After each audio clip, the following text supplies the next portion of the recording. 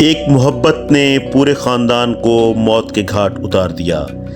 ایک سونے کا صندوق ڈاکو لے اڑے اور پھر ہوا ایک ایسا قتل جس نے اس راز کو مزید گہرا کر دیا۔ آخر اس خونریز داستان کے پیچھے چھپا سچ کیا تھا؟ یہ ہے انسپکٹر ملک صفدر حیات کی تحریر حساب ماضی۔ پچھلی قسط میں قبرستان میں پراسرار کھدائی اور عجیب سرگرمیوں نے ہمیں چونکا دیا۔ تفتیش کے دوران وہاں ایک نوجوان کی لاش ملی جس کی کمر میں خنجر گھونپا ہوا تھا، مگر یہ معمہ ابھی باقی تھا کہ آخر یہ نوجوان کون تھا۔ تم کس انسان کی بات کر رہے ہو؟ اس بات پر میرا چونکنا فطری تھا۔ ادھر قبرستان کے باہر اس کی لاش پڑی ہے۔ میں نے تصدیقی لہجے میں پوچھا، تم نے کوئی خواب تو نہیں دیکھا کرمو؟ آپ تو ہمیشہ میری بات پر شک ہی کرتے رہیں گے، وہ بگڑ کر بولا۔ اگر آپ پہلے ہی میری بات مان لیتے تو نوبت یہاں تک نہ پہنچتی۔ اب خود چل کر دیکھ لیں اس جوان جہان کی لاش۔ پتہ نہیں بیچارہ کون ہے، کدھر سے آیا ہے۔ میں نے تو اسے پہلے دیکھا بھی نہیں، شاید وہ اس گاؤں کا رہنے والا نہیں ہے۔ میں نے ایک حوالدار اور 2 سپاہیوں کو ساتھ لیا اور کرمو کے ہمراہ اس مقام پر پہنچ گیا جہاں ایک مذکورہ نامعلوم شخص کی لاش پڑی تھی۔ وہ جگہ قبرستان سے باہر دریا کے رخ پر تھی۔ کرمو کا بیان بالکل درست تھا۔ وہاں واقعی ایک قداور انسان منہ کے بل زمین پر پڑا تھا۔ ایک نظر دیکھتے ہی میں نے اندازہ لگا لیا کہ وہ شخص اب اس دنیا میں باقی نہیں رہا تھا۔ اس کا قد 6.5 فٹ کے قریب تھا۔ اس کے سر اور داڑھی کے بالوں بے ترتیب بڑھے ہوئے تھے۔ اس نے پاپلین کا شلوار سوٹ زیب تن کر رکھا تھا جس کا رنگ ہلکا نیلا تھا۔ اس کے جسم پر سب سے نمایاں چیز اس وقت ایک خنجر نظر آ رہا تھا جو دستے تک اس کی پشت میں دھسا ہوا تھا۔ غالباً یہی خنجر اس کی موت کا سبب بھی تھا۔ اس وقت تک لاش کی دریافت کی خبر پورے گاؤں میں پھیل چکی تھی اور لوگ موقع پر جمع ہونے شروع ہو گئے تھے۔ میں نے لاش کو الٹ پلٹ کر بغور اس کا معائنہ کیا۔ مذکورہ خنجر کو عین دل کے مقام پر پشت کی جانب سے گھونپا گیا تھا۔ خنجر کے دخول کے مقام پر اچھا خاصا خون جمع ہوا تھا۔ اس کا واضح مطلب یہی تھا کہ اس شخص کو اس دنیا سے رخصت ہوئے خاصا وقت گزر چکا تھا۔ لاش کے نزدیک بھی زمین پر جا بجا خون کے دھبے دکھائی دے رہے تھے۔ وہ ایک قتل کی واردات تھی، اس بات کا میں نے بخوبی اندازہ لگا لیا تھا۔ اس دوران میں سرکاری فوٹوگرافر بھی آن پہنچا۔ میری ہدایت کے مطابق اس نے مختلف زاویوں سے لاش کی فوٹوگرافی شروع کر دی۔ میں نے موقع پہ موجود افراد کی نظروں کے سامنے مقتول کی جامع تلاشی لی، جس کے نتیجے میں چند اشیاء برآمد ہوئیں، مثلاً ہتھوڑا مارکا سگریٹ، ایک پیکٹ جس میں 4 سگریٹ باقی تھیں، ایک ریشمی رومال، جیبی کنگھی، 10 روپے مالیت کے چھوٹے نوٹ۔ اس زمانے کے 10 روپے آج کل کے لگ بھگ 1000 سمجھ لیں، اور ایک طے شدہ کاغذ۔ میں نے جلدی سے اس طے شدہ کاغذ کو کھول کر دیکھا۔ وہ کسی کاپی سے پھاڑا ہوا صفحہ تھا جس پر نام کے ساتھ ایک پتہ درج تھا۔ میں نے اس کاغذ کی تحریر کو زیر لب دہرایا: شوکت علی، موزہ کوٹ شاکر، بھینسوں کا باڑہ، بیری والا کھو۔ میں نے جائے واردات کا نقشہ تیار کیا، تمام ضروری باتوں کو اپنی ڈائری میں نوٹ کیا اور موقع پر موجود لوگوں سے سوال و جواب کرنے لگا، مگر مجھے کوئی اہم اور کارآمد بات معلوم نہ ہو سکی۔ مقتول سب کے لیے اجنبی تھا، کوئی اس کے بارے میں کچھ نہیں جانتا تھا۔ میں نے موقع کی کارروائی مکمل کرنے کے بعد لاش کو پوسٹ مارٹم کے لیے ضلعی ہسپتال بھیج دیا۔ مجھے پورا یقین تھا کہ خنجر کے دستے پر قاتل کی انگلیوں کے نشانات ضرور موجود ہوں گے، لیکن اس زمانے میں فنگر پرنٹس اٹھانے کا رواج نہیں تھا اور نہ ہی عدالت اس بات کو کوئی اہمیت دیتی تھی۔ لاش کے جانے کے بعد لوگ بھی آہستہ آہستہ جائے واردات سے کھسکنے لگے۔ اس دوران میں کرمو میرے پاس آیا اور مجھے بازو سے پکڑ کر ایک طرف لے جاتے ہوئے سرگوشیانہ لہجے میں بولا، دیکھ لیا آپ نے ملک صاحب، اب تو آپ کو یقین آ گیا ہے نا؟ کس بات کا یقین؟ میں نے اسے گھورا۔ بھوت کی کارروائی کا۔ ایک لمحے کے لیے مجھے شک گزرا کہ کہیں اس واردات میں کرمو کا ہاتھ تو نہیں۔ اس نے پہلے زمین کی کھدائی کا ڈرامہ رچایا اور بعد ازاں اس فضا سے موقع اٹھاتے ہوئے اپنے دشمن کو موت کے گھاٹ اتار دیا۔ اگرچہ اس بات کا امکان بہت معدوم تھا، مگر ہماری تفتیش کی بنیاد ہی شک پر ہوتی ہے۔ میں گہری نظر سے کرمو کو دیکھنے لگا۔ سردست میں نے اب اسے مشکوک افراد کے خانے میں فٹ کر لیا تھا، تاہم میں اس پر کام کرنے کے بعد کوئی فیصلہ کرنا چاہتا تھا۔ سب سے پہلے تو مجھے مقتول کی شناخت کا مسئلہ حل کرنا تھا اور اس کے لیے فوری طور پر شوکت علی سے ملنا ضروری تھا، جس کا ایڈریس مقتول کی جامع تلاشی سے برآمد ہوا تھا۔ مجھے خیالات میں ڈوبا دیکھ کر کرمو نے پرتشویش لہجے میں کہا، ملک صاحب آپ تو اپنی ہی سوچوں میں گم ہیں، اب میرا کیا ہوگا؟ تمہارا کیا ہونا ہے؟ میں نے سخت لہجے میں کہا۔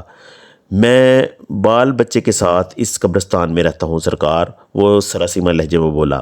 تو پھر بھوت کا اگلا نشانہ ہم میں سے بھی کوئی ہو سکتا ہے۔ ایسا کچھ نہیں ہوگا، میں نے اسے تسلی دی۔ وہ گھبراہٹ امیز لہجے میں بولا، میری بیوی تو سخت خوف زدہ ہے، بھوت کے بارے میں تو سن کر اس کی جان ہی نکل جا رہی ہے۔ میں نے غصیلے انداز میں کہا، تم نے اسے بتایا ہے کیوں تھا؟ بس جی، میری زبان پھسل گئی، وہ ندامت امیز لہجے میں بولا۔ دراصل اس لاش کے بارے میں لطیفہ ہی نے مجھے اطلاع دی تھی، سب سے پہلے اسی نے لاش کو دیکھا تھا۔ جواباً بے ساختہ میرے منہ سے بھوت والا قصہ بیان ہو گیا۔ بعد میں مجھے اپنی غلطی کا احساس تو ہو گیا، مگر اس وقت بھی کافی دیر ہو چکی تھی۔ سگی اور لطیفہ بہت گھبرائی ہوئی ہیں۔ جب غلطی کی ہے تو اسے بھگتو بھی، میں نے سخت لہجہ اختیار کرتے ہوئے کہا۔ تم ان دونوں کو سمجھانے کی کوشش کرو کہ فکر بندی کی کوئی بات نہیں ہے، میں بہت جلد قاتل کو گرفتار کر لوں گا۔ پہلے ذرا میں مقتول کے بارے میں معلومات حاصل کر لوں۔ اس نے پوچھا، اس سلسلے میں کوئی اشارہ ملا؟ میں نے اس بات میں سر ہلاتے ہوئے کہا، ہاں مجھے کوٹ شاکر تک جانا ہوگا۔ کوٹ شاکر یہاں سے جنوبی سمت میں ہے، کرمو نے بتایا۔ یہ قصبہ بھی دریائے جہلم کے کنارے واقع ہے اور یہاں سے زیادہ دور بھی نہیں ہے۔ میں نے کہا، تمہارے خیال میں وہاں پیدل جایا جا سکتا ہے؟ اب اتنا بھی نزدیک نہیں ہے، وہ جلدی سے بولا۔ آپ کو وہاں جانے کے لیے گھوڑوں کا استعمال کرنا ہوگا۔ میں نے کہا، کرمو جب تک مقتول کی شناخت اور قاتل کی گرفتاری عمل میں نہیں آتی تم اس گاؤں سے باہر نہیں جاؤ گے، اور اگر کہیں جانا ناگزیر ہو تو پہلے تھانے میں اطلاع دو گے۔ کیا آپ مجھ پر کسی قسم کا شک کر رہے ہیں؟ میں نے کہا، بعض اوقات ہمیں اپنی ذات پر بھی شک کرنا پڑتا ہے۔ لیکن میں نے ایسا کیا کیا؟ ابھی میں اس بارے میں کوئی وضاحت نہیں کر سکتا، میں نے گول مول جواب دیا۔ میں یہ سب کچھ اس طرح سے تمہاری حفاظت کے خیال سے بھی کہہ رہا ہوں۔ حفاظت والی بات پر وہ مطمئن ہو گیا۔ تمام حالات سے نپٹنے کے بعد جب میں تھانے پہنچا تو دن کے 3 بج رہے تھے۔ میں نے کوٹ شاکر جانے کا پروگرام دوسرے دن پر رکھا اور ایس پی علاقہ کو صورتحال سے آگاہ کرنے کے لیے ایک مختصر مگر جامع رپورٹ تیار کرنے لگا۔ اس رپورٹ میں میں نے کرمو کے پراگندہ وہم کی پیداوار بھوت کہانی کو شامل کرنا مناسب نہیں سمجھا، البتہ زمین کی کھدائی کا تذکرہ سرسری انداز میں کر دیا۔ دوسرے روز میں ایک اے ایس آئی کی میت میں کوٹ شاکر پہنچ گیا۔ ہم گھوڑوں پر سوار ہو کر وہاں تک پہنچے تھے۔ اس وقت دوپہر ہو چکی تھی۔ کوٹ شاکر میں داخل ہوتے ہی ہمیں جو پہلا شخص نظر آیا اسے میں نے روک لیا۔ میں نے اس سے پوچھا، بیری والا کھوہ کس طرف ہے؟ ادھر پرلی طرف، اس نے ایک جانب اشارہ کیا۔ میں نے کہا، بہت مہربانی۔ ہم گھوڑوں کو اس شخص کی بتائی ہوئی سمت میں موڑنے لگے تو وہ سرتا پا جائزہ لینے کے بعد مستفسر ہوا، آپ کو کس سے ملنا ہے؟ مجھے تو آپ پرونے لگتے ہیں۔ اس وقت ہم سادہ لباس میں تھے، اس قسم کی تفتیش کے لیے وردی میں جانا مناسب نہیں ہوتا، خواہ مخواہ سنسنی اور خوف و ہراس پھیل جاتا ہے۔ میں نے اس شخص کے سوال کا جواب دیتے ہوئے کہا، ہم شوکت علی سے ملنے آئے ہیں۔ اے ایس آئی نے اضافہ کیا، تمہارا خیال درست ہے، ہم شوکت علی کے مہمان ہیں۔ اس علاقے میں 3 شوکت علی رہتے ہیں جناب، اس شخص نے کچھ سوچتے ہوئے کہا۔ آپ کون سے شوکت کے پرونے ہیں سرکار؟ میں نے وضاحت امیز لہجے میں کہا شوکت علی۔ پھر میں نے پرچے میں درج پتے کو دہرایا شوکت علی بھینسوں کا باڑہ بیری والا کھو۔ اوہ اچھا وہ جلدی سے بولا، یوں کہیں نا جی آپ شونکا گجر سے ملنے آئے ہیں، وہ جس کا بھینسوں کا باڑہ ہے۔ میں نے جلدی سے اس بات میں سر ہلا دیا۔ شونکا گجر شوکت علی گجر کا بگڑا ہوا نام ہو سکتا تھا، پھر بھینسوں کا باڑہ اور گجر میں بھی ربط ضبط واضح تھا۔ مجھے خیالات میں گم دیکھ کر اس شخص نے کہا، آپ آئیں جی میرے نال، میں آپ کو توڑ تک پہنچا آتا ہوں۔ ہم اس کی رہنمائی میں شوکت علی کے ٹھکانے کی جانب بڑھنے لگے۔ چند قدم چلنے کے بعد اس شخص نے کہا، میرا نام نظر حسین ہے، آپ کہاں سے آئے ہیں؟ میں نے مصلحتاً درو گوئی سے کام لیا، ہم 18 ہزاری سے آئے ہیں۔ اچھا وہ مطمئن ہو گیا۔ کچھ دیر بعد ہم شوکت علی کے دروازے پر کھڑے تھے۔ ہمارا رہنما واپس چلا گیا تو میں نے دروازے پر دستک دی، پھر ہم دونوں ایک جانب ہٹ کر کھڑے ہو گئے۔ تھوڑی دیر بعد دروازہ کھلا، ایک ادھیڑ عمر عورت نے باہر جھانکا، پھر ہم پر نظر پڑتے ہی اس کی آنکھوں میں ناآشنائی کے اثرات نمایاں ہوئے۔ اگلے لمحے ہم سے پوچھ رہی تھی، جی کس سے ملنا ہے آپ کو؟ میں نے کہا، ہم شوکت علی سے ملنے آئے ہیں۔ شوکت علی عرف شونکا گجر، ASI نے وضاحتی لہجے میں کہا۔ اتنی دیر میں اس عورت کے عقب میں قدموں کی آواز سنائی دی، پھر بھاری بھرکم آواز میں پوچھا گیا، کون ہے بھلیے لوکے؟ شونکے تم سے 2 آدمی ملنے آئے ہیں، اس عورت نے کہا۔ کون ہے زہورا؟ اسی آواز نے دوبارہ پوچھا۔ زہورا نامی عورت کے جواب دینے سے پہلے ہی ہمیں اس کے عقب میں ایک مونچھ دار باروب چہرہ نظر آیا۔ میں نے پہلی ہی نگاہ میں اندازہ لگا لیا کہ وہ شوکت علی عرف شونکا گجر ہو سکتا تھا۔ بعد ازاں میرا اندازہ درست ثابت ہوا۔ شونکے کی عمر لگ بھگ 50 سال رہی ہوگی۔ وہ خاصا صحت مند اور تندرست و توانا دکھائی دیتا تھا۔ اس نے اپنے چہرے پر خاصی دھانسو قسم کی مونچھیں پال رکھی تھیں، جیسا کہ عموماً دودھ کا کاروبار کرنے والوں کی ہوتی ہیں۔ وہ اس وقت گاؤں کے روایتی موسم گرما کے لباس میں نظر آ رہا تھا۔ کاٹن کے تہمد پر اس نے ملٹی پاکٹ شلوکا پہن رکھا تھا۔ اس کے آگے بڑھتے ہی زہرا پیچھے ہٹ گئی تھی۔ اس نے اجمی نظر سے ہمیں دیکھا اور کہا، آپ کون ہیں؟ میں نے آپ کو پہچانا نہیں۔ پہچاننے کا کیا سوال ہے شونکے، ASI نے کہا، ہم تو آج پہلی مرتبہ مل رہے ہیں۔ پر آپ ہیں کون لوگ؟ اس کے لہجے سے حیرت حویدہ تھی۔ اور مجھ سے کس سلسلے میں ملنا چاہتے ہیں؟ میں نے کہا، شونکا جی معاملہ خاصا گھمبیر ہے، یہاں کھڑے کھڑے اس مسئلے پر بات نہیں ہو سکتی، کیا تمہارے گھر میں بیٹھنے کی کوئی جگہ نہیں ہے؟ میرے لہجے کی تاثیر کام کر گئی۔ وہ تعاون آمیز انداز میں بولا، کیوں نہیں سرکار، میرے گھر میں اور دل میں بہت گنجائش ہے، آپ اندر آ جائیں، ست بسم اللہ۔ پھر اس نے ہمارے داخلے کے لیے راستہ چھوڑ دیا۔ ہم اندر داخل ہو گئے۔ شونکے گجر کا گھر 2 حصوں میں مشتمل تھا۔ ایک جانب رہائشی حصہ تھا، دوسری طرف باڑہ۔ دونوں حصوں کے درمیان 4 فٹ اونچی کچی مٹی کی دیوار استادہ تھی، جس کی توڑی بھوسے سے مٹی سے خوب اچھی طرح لپائی کی گئی تھی۔ باڑے کے اندر ایک قطار میں 10 بھینسیں کھرلیوں پر بندھی ہوئی تھیں۔ باڑے کی مغربی دیوار کے ساتھ 5-6 بکریاں بھی دکھائی دے رہی تھیں۔ علاوہ ازیں ایک کونے میں کچھ کاٹ کبار بھی پڑا ہوا تھا، جس کے نزدیک ایک چارہ کاٹنے والا ٹوکا بھی زمین پر نصب تھا۔ پورے باڑے میں 3-4 شیشم کے درخت بھی موجود تھے، جن کی گھنیری چھاؤں ہر طرف پھیلی ہوئی تھی۔ باڑے کی مشرقی سمت میں ایک بڑا سا کمرہ تھا، جو غالباً موسم سرما میں مویشیوں کی شب بسری کے کام آتا ہوگا۔ رہائشی حصے میں کچی مٹی کے 2 کمرے اور ایک باورچی خانہ بنا ہوا تھا۔ اس حصے کی مغربی دیوار کے ساتھ ایک کمرہ بھی بنا ہوا تھا، جس کے نزدیک ہی نیم کے ایک سرسبز پیڑ کے نیچے لکڑی کے سٹینڈ پر 3-4 مٹی کے مٹکے رکھے ہوئے تھے۔ شونکا ہمیں رہائشی حصے کے صحن میں لے آیا، جہاں ایک سایہ دار جامن کے پیڑ کے نیچے چارپائیاں بچھی ہوئی تھیں۔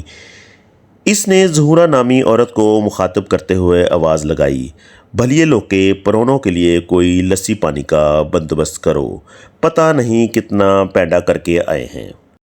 اس وقت واقعی بڑی شدت کی پیاس محسوس ہو رہی تھی، اس لیے ہم نے کسی قسم کا تکلف سے کام لینا مناسب نہ سمجھا۔ ہمارے گھوڑوں کو شونقے نے ایک جانب دیوار کے ساتھ لگے کھونٹے کے ساتھ باندھ دیا، علاوہ ازیں ان کے سامنے پانی سے بھری ہوئی بالٹیاں اور سبز چارہ بھی رکھ دیا تھا۔ ہم اطمینان سے پھیل کر چارپائیوں پر بیٹھ گئے۔ بعد میں ہمیں پتہ چلا کہ وہ دونوں میاں بیوی شونقا ظہورا وہاں اکیلے ہی رہتے ہیں۔ ظہورا کا اصل نام ظہور فاطمہ تھا، اس کی عمر 42 سال تھی اور وہ ایک بے اولاد جوڑا تھا۔ شوکت علی کا ذریعہ معاش بھینسوں اور بکریوں کے دودھ کی فروخت تھا، اس کے علاوہ مویشیوں کی خرید و فروخت بھی کرتا تھا۔ ٹھنڈی ٹھار تیرتے ہوئے مکھن والی لسی کے 2 گلاس پینے کے بعد میں نے شونقے کو صورتحال سے آگاہ کیا۔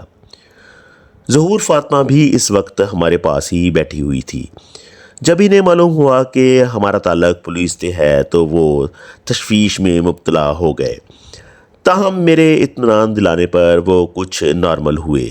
میں نے اس پراسرار نامعلوم مقتول اور اس کی جامع تلاشی سے ملنے والے پرچے کی تفصیل بتانے کے بعد کہا، شونقا جی، اگر تم لوگ قانون کے ساتھ تعاون کرو گے تو میں تمہیں یقین دلاتا ہوں کہ تمہارا بال بھی بانکا نہیں ہوگا۔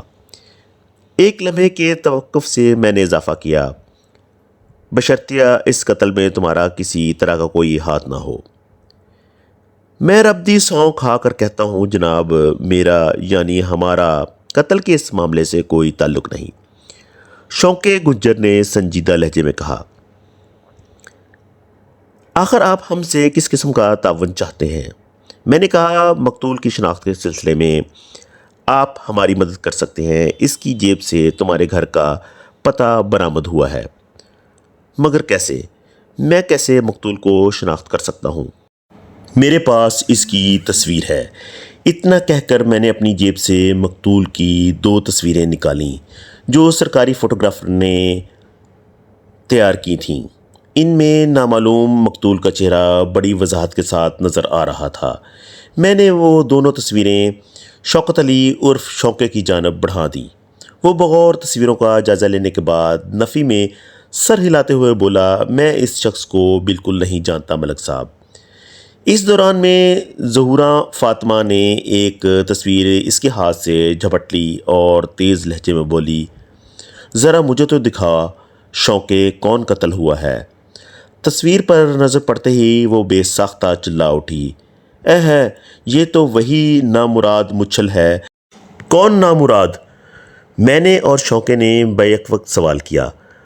وہ ہاتھ نچاتے ہوئے بولی، شونقے، یہ وہی ٹٹ مرنا ہے جس کے بارے میں نے تمہیں بتایا تھا۔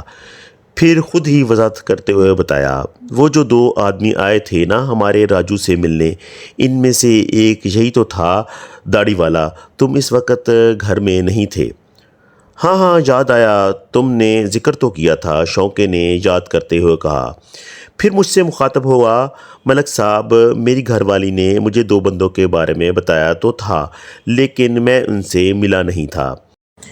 اس روز میں کسی کام سے مکھیانہ گیا ہوا تھا۔ ڈور کا ایک سرا میرے ہاتھ لگ گیا تھا۔ ایک لمحے میں نے فیصلہ کر لیا کہ شوکت علی سے زیادہ اس کی بیوی ہمارے لیے کارآمد ثابت ہو سکتی ہے۔ میں اس کی جانب متوجہ ہو گیا۔ میں نے پوچھا، ظہورا، کیا تم نے اس سے پہلے بھی ان دونوں بندوں کو کہیں دیکھا تھا؟ نہ جی، وہ نفی میں گردن ہلاتے ہوئے بولی، نہ پہلے اور نہ بعد میں، اور اب آپ مجھے ان میں سے ایک کی تصویر دکھا رہے ہیں۔ یہ کتنا عرصہ پہلے یہاں آئے تھے؟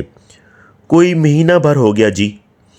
تم نے بتایا ہے کہ وہ دونوں راجو سے ملنے آئے تھے؟ ہاں جی، وہ راجو کے پاس تھوڑی دیر بیٹھے تھے، ظہورا نے بتایا، پھر واپس چلے گئے۔ میں نے شونقے کی طرف دیکھتے ہوئے کہا، کیا اس گھر میں تم دونوں کے علاوہ بھی کوئی رہتا ہے؟ ایک لمحے کو رک کر میں نے وضاحت کی، تم نے تو بتایا تھا کہ تم بے اولاد ہو، ہاں ملک صاحب، میں نے کسی غلط بیانی سے کام نہیں لیا۔ پھر یہ راجو کون ہے؟ راجو ظہورا کا بھانجا ہے۔ کیا راجو بھی تمہارے ساتھ ہی رہتا ہے؟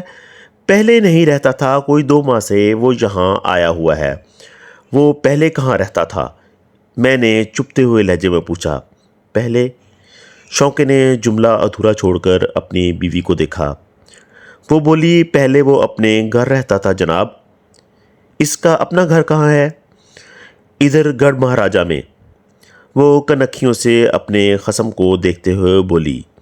ظہورا کے انداز سے مجھے شک میں مبتلا کر دیا۔ مجھے واضح طور پر محسوس ہوا جیسے وہ کچھ چھپانے کی کوشش کر رہی ہو۔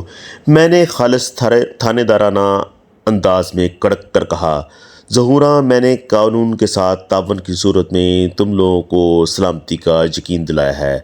ہمیں گمراہ کرنے کی صورت میں تم دونوں سیدھے جیل جاؤ گے۔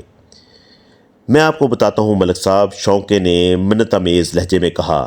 پھر ظہورا کو گھورتے ہوئے بولا، تم کیوں ادھر ادھر کی مارتی رہتی ہو؟ ہم نے کوئی جرم نہیں کیا جو قانون کے محافظوں کے سامنے جھوٹ کا سہارا لیں۔ ظہورا کچھ خجل سی نظر آنے لگی۔ شوقا ہماری جانب متوجہ ہو گیا اور بولا، ملک صاحب، ظہورا نے گڑھ مہاراجہ والی بات غلط کی ہے۔ اس کی جگہ میں آپ سے معافی چاہتا ہوں۔ تمہیں ایک ہی صورت میں معافی مل سکتی ہے شوقے، میں نے اس کی آنکھوں میں دیکھتے ہوئے کہا۔ سب کچھ سچ سچ بتاؤ۔ راجو تمہاری بیوی کا بھانجا ہے، یہاں آنے سے پہلے کہاں رہتا تھا؟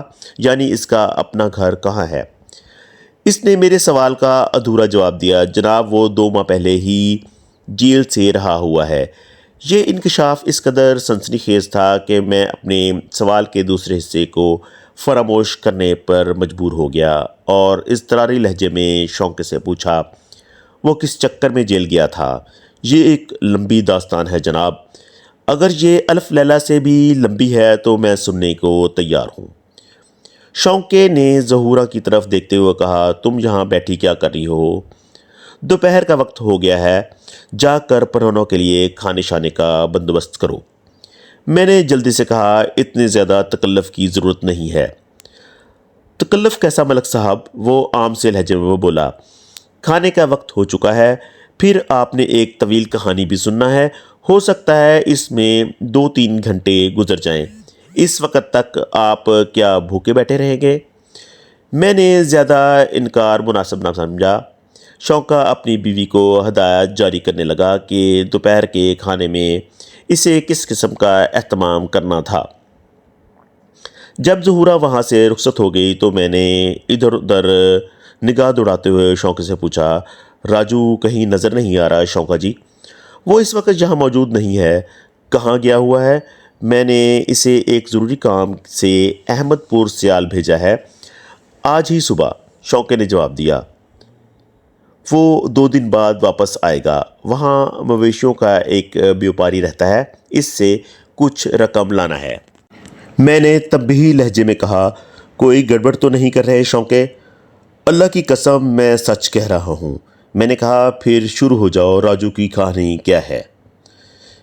میرا خیال ہے کھانے کے بعد آرام سے۔ میں نے اس کی بات کاٹ دی، نہیں شوقے، کھانا تو آتا رہے گا، تم اپنا بیان جاری رکھو۔ راجو کس چکر میں جیل گیا تھا اور کتنی سزا کاٹ رہا ہے؟ وہ خیالوں میں کھو گیا۔ مجھے یوں لگا جیسے وہ تصور میں واقعات کو ترتیب دے رہا ہو۔ چند لمحے کی پراسرار خاموشی کے بعد شوقے نے جو انکشاف انگیز حالات بتائے، میں یہاں ان کا خلاصہ بیان کرتا ہوں۔ اس گفتگو کے دوران میں ہم نے دوپہر کا کھانا بھی کھایا۔ ہم وہاں سے کوئی 5 بجے سپہر کو فارغ ہوئے تھے۔ راجو کے ساتھ کیا بیتی، وہ کن حالات کا شکار ہو کر جیل گیا، یہ سب دلچسپ ہونے کے ساتھ ساتھ ایک عبرتناک داستان بھی ہے۔ نامعلوم پراسرار مقتول کا تعلق راجو سے ثابت ہو گیا تھا، اس لیے بھی یہاں ان واقعات کا بیان بہت ضروری ہے۔ آگے چل کر یہی راجو اس کیس کا مرکزی کردار بن گیا تھا۔ ایک بات کی میں وضاحت کر دوں کہ ان میں سے بہت سی باتیں مجھے بعد میں ادھر ادھر سے معلوم ہوئی تھیں، لیکن واقعات کی ترتیب کا خیال رکھتے ہوئے میں انہیں ایک ساتھ آپ کی خدمت میں پیش کر رہا ہوں تاکہ آپ کا ذہن کسی الجھن کا شکار نہ ہو۔ ریاض احمد عرف راجو کوٹ شاکر سے چند میل دور واقع ایک گاؤں کا رہنے والا تھا۔ مذکورہ گاؤں نے اور کوٹ شاکر کے درمیان اور ضلعی سرحد کے قریب پایا جاتا تھا۔ اس گاؤں سے کچھ آگے جا کر ضلع بھکر کی حدود شروع ہو جاتی تھیں۔ راجو کا خاندان نہایت ہی مختصر تھا۔ والدین اور ایک چھوٹی بہن شادو کی عمر 15 سے 1-2 ماہ زیادہ تھی۔ راجو کا باپ فیاض احمد ایک غریب مزارع تھا جس نے اپنی جان پر ہر قسم کی سختیاں برداشت کر کے راجو کو میٹرک تک پڑھایا تھا۔ تعلیم حاصل کرنے کے بعد بھی راجو کو جب گاؤں میں اپنا کوئی مناسب مستقبل نظر نہ آیا تو اس نے فیاض احمد سے کہا، ابا جی میں اس گاؤں میں نہیں رہنا چاہتا۔ پتر تم کیا کرنا چاہتے ہو؟ راجو کی ماں نیاز فاطمہ نے اپنے بیٹے سے پوچھا جو اس وقت ان کے نزدیک ہی موجود تھی۔ راجو نے کہا، میں آگے تعلیم حاصل کروں گا، شہر جا کر کسی کالج میں پڑھوں گا۔ پتر تم نہیں جانتے ہم نے کس طرح اپنی ضروریات کو مار کر تمہیں یہاں تک پڑھایا ہے، فیاض نے سمجھانے والے انداز میں کہا۔ اس سے زیادہ ہماری سکت نہیں۔ نیاز فاطمہ نے کہا، راجو پتر تم دیکھ رہے ہو کہ تمہاری چھوٹی بہن جوانی کی دہلیز پر قدم رکھ چکی ہے۔ 2-4 سال بعد اس کی شادی بھی کرنا ہے۔ اب ہمیں شادو کی شادی کے لیے بھی تو کچھ جمع جوڑ کرنا ہے کہ نہیں؟ میں آپ پر مزید بوجھ نہیں بنوں گا، راجو نے کہا۔ میں شہر جا کر کوئی چھوٹی موٹی نوکری بھی کر لوں گا، اپنی تعلیم کے اخراجات خود اٹھاؤں گا۔ آپ کو اس سلسلے میں فکر مند ہونے کی ضرورت نہیں ہے۔ بات خرچ اٹھانے سے بھی آگے کی ہے پتر، بوڑھے فیاض احمد نے سر ہلاتے ہوئے کہا۔ میں سمجھا نہیں ابا جی۔ میں سمجھاتا ہوں، فیاض نے کہا۔ یہاں ہمیں تمہاری اشد ضرورت ہے۔ میں اب بوڑھا ہو گیا ہوں، تمہیں میری مدد کرنا چاہیے۔ آگے اور پڑھ کر کیا کرو گے؟ میٹرک کر لیا ہے، بس یہی کافی ہے۔ نیاز فاطمہ نے دھیمے لہجے میں کہا، پتر راجو اپنے ابا کی بات کو سمجھنے کی کوشش کرو۔ غریب آدمی چاہے کتنا بھی پڑھ لکھ جائے، وہ زیادہ سے زیادہ اسکول ماسٹر یا پھر کسی سرکاری دفتر کا کلرک ہی بن سکتا ہے۔ اعلیٰ سرکاری یا پرائیویٹ عہدے چودھریوں اور جاگیرداروں کی اولاد کو ہی ملتے ہیں۔ میں آپ کے فلسفے کو نہیں مانتا، راجو نے کہا۔ تمہاری ماں برسوں کے مشاہدے کی روشنی میں یہ بات کہہ رہی ہے راجو، فیاض نے ٹھہرے ہوئے لہجے میں کہا۔ یہ ایک تلخ حقیقت ہے جسے تسلیم کر لینے میں ہی بھلائی ہے۔ تم ہمیں چھوڑ کر نہ جاؤ، یہیں گاؤں میں ہی رہ کر ہماری مدد کرو۔ گھر میں جوان بہن بھی ہے، تمہیں اس کے بارے میں بھی سوچنا چاہیے۔ راجو نے کہا، میں ایک بار شہر میں جا کر سیٹ ہو گیا تو آپ سب کو بھی وہیں بلا لوں گا ابا جی، آپ میری بات مان لیں۔ اس گاؤں میں ہمارے باپ دادا کی ہڈیاں دفن ہیں، فیاض نے کہا۔ ہم اس جگہ کو چھوڑ کر نہیں جا سکتے، تم بھی اپنے ارادے سے باز آ جاؤ۔ نیاز فاطمہ نے کہا، ماں صدقے پتر ہمیں کسی چیز کی ضرورت نہیں ہے۔ تمہارا دل اگر کھیتی باڑی میں نہیں لگتا تو کوئی دکان کھول لو یا پھر اسکول میں پڑھانا ہی شروع کر دو، پر ہمیں چھوڑ کر جانے کی بات اپنے ہونٹوں پر نہ لاؤ۔ میرا تو کلیجہ کٹ رہا ہے پتر۔ جب شادو اپنے گھر کی ہو جائے گی اور ہم بڈھی بڈھا بھی زمین میں اتر جائیں گے، پھر جہاں تمہارا دل چاہے چلے جانا، فیاض نے فیصلہ کن لہجے میں کہا۔ اس سے پہلے ہمیں اور اس گاؤں کو بھی چھوڑنے کی بات نہ کرنا۔ نیاز فاطمہ نے واری صدقے جاتے ہوئے بیٹے سے منت کی، راجو پتر اب اگر تم نے کہیں جانے کی بات کی تو میں تم سے بات نہیں کروں گی۔ اور نیاز فاطمہ نے بات ادھوری چھوڑ دی اور اپنے دوپٹے سے آنکھوں میں اتر آنے والے آنسوؤں کو خشک کرنے لگی۔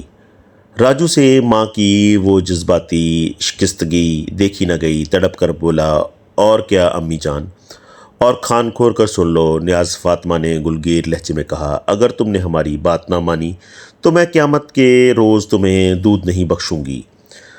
بس یہ تو انتہا تھی راجو کے لیے۔ وہ اپنے والدین کا بہت احترام کرتا تھا اور خصوصاً ماں کی کبھی اس نے کوئی بات نہیں ٹالی تھی۔ اتنی بات کے بعد وہ گاؤں چھوڑ کر جانے کا تصور بھی نہیں کر سکتا تھا۔ ماں کی خواہش کا احترام اس کے لیے ہر چیز سے زیادہ مقدم تھا۔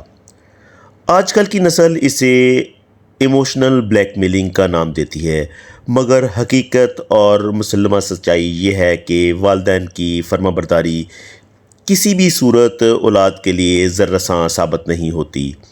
قدرت نے تو ماں کے قدموں کے نیچے جنت کی نشاندہی کی ہے۔ یہ سب سوچنے اور سمجھنے کی باتیں ہیں، سمجھ میں آ جائیں تو دونوں جہاں سنور جاتے ہیں۔ والدین خصوصاً ماں ہمیشہ اپنی اولاد کے مفاد کی خاطر پوری زندگی جنگ لڑتی رہتی ہے۔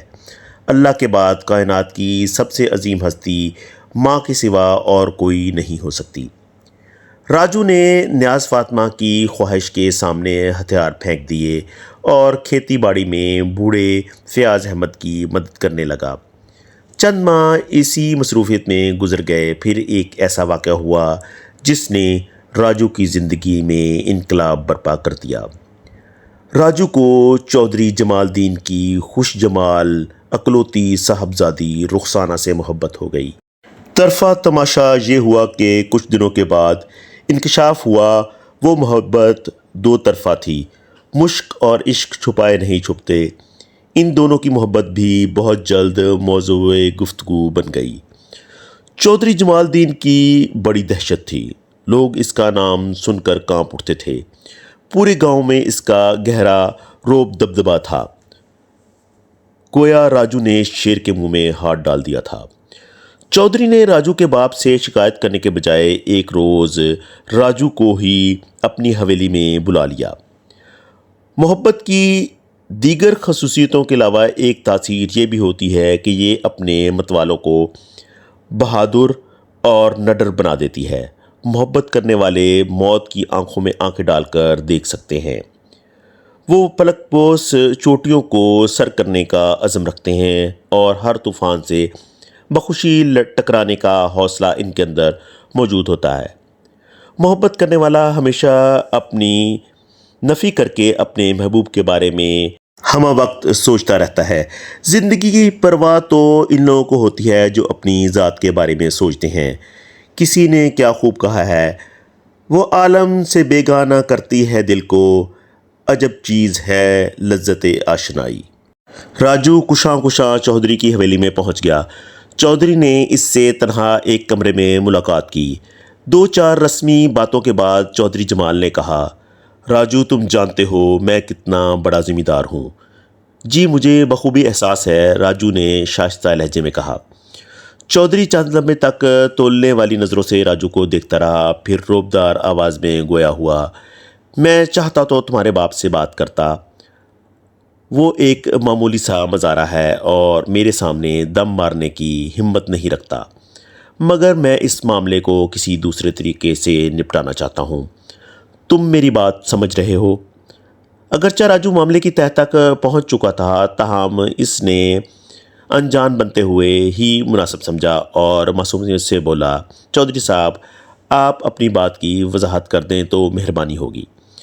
چودھری نے اس کی بے نیازی پر کھا جانے والی نظروں سے اسے دیکھا، مگر تحمل امیز لہجے میں کہا، راجو تم پڑھے لکھے لڑکے ہو، میں تم سے اسی لیے تمہیں سمجھانے کے لیے بلایا ہے۔ مجھے امید ہے تم ایک ہی کوشش میں میری بات سمجھ جاؤ گے اور مجھے کوئی دوسرا راستہ اختیار نہیں کرنا پڑے گا، ورنہ تم جانتے ہی ہو۔ چودھری دانستہ جملہ ادھورا چھوڑ کر راجو کے چہرے کے تاثرات نوٹ کرنے لگا۔ راجو نے الجھے ہوئے لہجے میں کہا، چودھری صاحب یقین مانیں میں ابھی تک آپ کی بات نہیں سمجھ سکا، بہتر ہوگا آپ مجھ سے کھل کر بات کریں۔ میں رخسانہ والے معاملے کی بات کر رہا ہوں۔ چودھری کا لہجہ فنکار سے مشابہ تھا۔ کیا ہوا رخسانہ کو؟ اس سوال نے چودھری جمال الدین کو سلگا دیا، تاہم وہ خود پر قابو رکھتے ہوئے بولا، اس کا دماغ خراب ہو گیا ہے اور تمہارا بھی۔ پتہ نہیں آپ کیسی باتیں کر رہے ہیں، زیادہ معصوم اور بے خبر بننے کی کوشش نہ کرو کمزاد۔ اس مرتبہ چودھری کے لہجے میں روایتی ترنگ اود کر آئی تھی۔ تم اچھی طرح سمجھ رہے ہو میں کس معاملے پر بات کر رہا ہوں۔ راجو نے کہا، یہ بات درست ہے کہ آپ اس گاؤں کے چودھری ہیں اور میں شان اور مرتبے میں بہت چھوٹا ہوں، لیکن آپ کو یہ حق نہیں پہنچتا کہ آپ مجھے کمزاد کہیں۔ اب تم مجھے حق تفویض کرو گے چودھری گرجا؟ چودھری صاحب، میں تو یہ کہہ رہا تھا کہ ہم سب اللہ کے بندے ہیں، راجو نے بے خوف لہجے میں کہا۔ کوئی کم ذات یا اعلیٰ ذات نہیں ہے، بلکہ سب برابر ہیں۔ انسانوں کی بڑائی اس کے تقوی سے ناپی جاتی ہے چودھری صاحب، نہ کہ اس کی زمین سے۔ میں نے تمہیں یہاں تقریر کرنے کے لیے نہیں بلایا، چودھری باقاعدہ بھڑک اٹھا۔ میں تو اصول کی بات کر رہا تھا جناب۔ اوئے، ہم خود اصول بناتے ہیں، چودھری نے قدرے اونچی آواز میں کہا۔ تم ہمیں کیا اصول سکھاؤ گے اور بتاؤ گے؟ پھر میں چلوں جناب، راجو نے اجازت طلب لہجے میں کہا۔ راجو چودھری کے مقصد کو اچھی طرح سمجھ رہا تھا، مگر وہ دانستہ اس سے الجھنا نہیں چاہتا تھا۔ رخسانہ کی یہ خواہش تھی کہ راجو اس کے گھر والوں سے کوئی جھگڑا یا پھڈا مول نہ لے۔ وہ اپنی محبوبہ کی خواہش کا احترام کر رہا تھا، وہ خواہ کوئی بگاڑ نہیں چاہتا تھا۔ چودھری نے ہاتھ سے اسے بیٹھنے کا اشارہ کیا، پھر بولا، جانا تو تمہیں پڑے گا ہی راجو، اب یہ فیصلہ تمہیں کرنا ہے، تم کہاں سے جاتے ہو؟ اپنی بات ختم کرتے ہی چودھری نے کینہ توز نظروں سے راجو کو دیکھا۔ اس کی آنکھوں میں کوئی ایسی چیز موجود تھی کہ راجو اندر سے کانپ کر رہ گیا۔ اس چیز کو درندگی اور سفاکی کے سوا اور کیا کہا جا سکتا تھا؟ راجو نے ہمت کرتے ہوئے پوچھا، چودھری صاحب، آپ کی بات میری سمجھ میں نہیں آئی، آپ کون سے فیصلے کا ذکر کر رہے ہیں؟ چودھری نے تپتے ہوئے لہجے میں کہا، میں بجھارتیں ڈالنے کا قائل نہیں ہوں راجو، تمہیں ابھی اور اسی وقت یہ فیصلہ کرنا ہوگا کہ تم اس حویلی سے جاتے ہو یا رخسانہ کی زندگی سے نکلتے ہو، یا پھر اپنی زندگی کو ہی خدا حافظ کہتے ہو۔ حویلی سے تو میں ابھی چلا جاؤں گا جناب، راجو نے پر اعتماد لہجے میں کہا، لیکن رخسانہ کی زندگی سے نکلنے کا میں تصور بھی نہیں کر سکتا۔ اس کا مطلب ہے تم اپنی زندگی کو خدا حافظ کہنا چاہتے ہو؟ میری زندگی تو رخسانہ ہے، میں اسے کیسے خدا حافظ کہہ سکتا ہوں؟ تمہیں کچھ احساس ہے اس وقت تم کس کے سامنے بیٹھے ہو؟ جی چودھری صاحب، آپ اس پنڈ کے مالک ہیں اور تم بھی اسی پنڈ میں ہو۔ بے شک۔ پھر میں تمہیں آخری بار سمجھا رہا ہوں، چودھری نے دانت کچکچاتے ہوئے کہا، اگر اس پنڈ میں زندہ سلامت رہنا چاہتے ہو تو آئندہ کبھی رخسانہ کے نام کے ساتھ تمہارا نام نہیں آنا چاہیے۔ اس کہانی میں آگے کیا ہوا، یہ جاننے کے لیے اگلی قسط ضرور دیکھیے گا اور چینل کو سبسکرائب کریں۔ شکریہ۔